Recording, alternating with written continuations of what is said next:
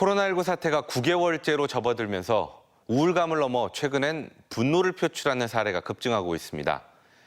분노의 감정은 방치할 경우 정신 건강을 해치고 사회 문제까지 이어지는 만큼 심리 방역이 무엇보다 중요하다고 하는데요.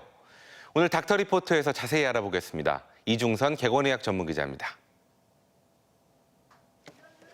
지하철에서 한 남성 승객이 맞은편에 앉은 남성에게 주먹을 휘두르고 발길질을 합니다. 지하철 안에서 마스크를 써달라는 말을 듣고 격분해 난동을 부린 겁니다. 코로나19 유행이 9개월째로 접어들면서 사회 전반에 분노가 확산되고 있습니다.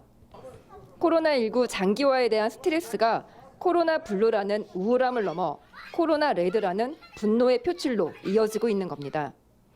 실제로 서울대 보건대학원이 코로나19 뉴스와 정보에서 느낀 감정을 조사한 결과 8월 초 11.5%였던 분노의 감정이 사회적 거리두기가 2단계로 격상된 8월 말에는 25.3%로 2배 이상 늘었습니다.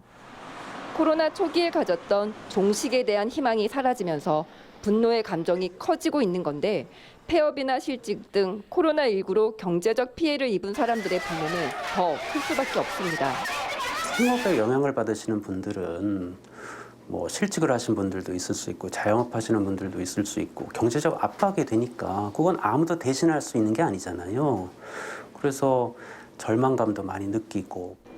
고강도 사회적 거리두기로 인해 스트레스를 풀 수 있는 환경이 차단돼 있는 것도 분노와 스트레스가 쌓이는 원인입니다.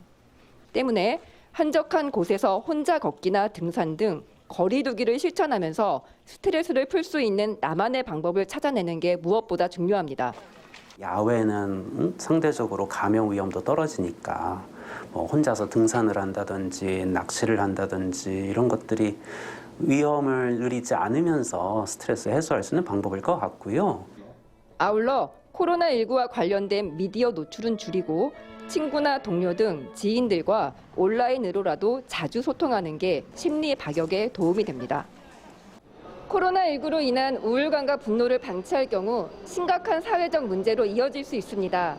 때문에 평소 자신의 심리 상태를 꼼꼼히 확인하고 필요한 경우 병원이나 정신건강보건센터를 찾아 도움을 받아야 합니다.